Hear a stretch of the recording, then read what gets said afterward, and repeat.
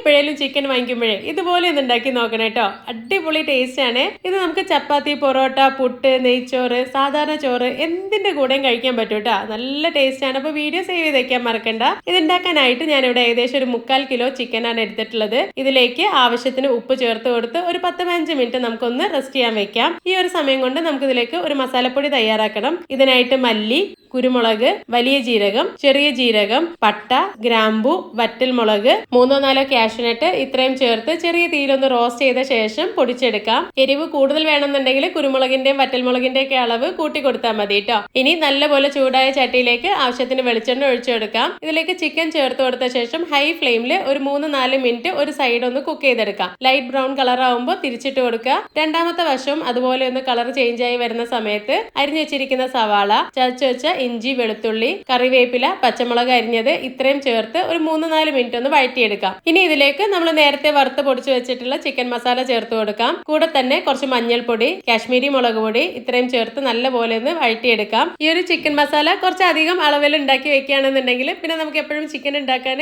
വളരെ ഈസി ആയിരിക്കും കേട്ടോ. ചിക്കനിൽ മസാലയൊക്കെ നന്നായി പിടിച്ചു കഴിഞ്ഞാൽ തക്കാളി ചേർത്ത് കൊടുക്കാം. ഇത് മൂടി വെച്ച് തക്കാളി വേവുന്ന വരെ ഒന്ന് കുക്ക് ചെയ്തെടുക്കാം. ഇനി ഇതിലേക്ക് ആവശ്യത്തിന് തിളച്ച വെള്ളം കൂടെ ഒഴിച്ച് ഒരു 10-15 മിനിറ്റ് ഒന്ന് വേവിച്ചെടുത്ത് കഴിഞ്ഞാൽ നല്ല അടിപൊളിയായിട്ടുള്ള പെപ്പർ ചിക്കൻ റോസ്റ്റ് റെഡിയായി. അപ്പൊ എന്തായാലും ഒന്ന് ട്രൈ ചെയ്ത് നോക്കണേ.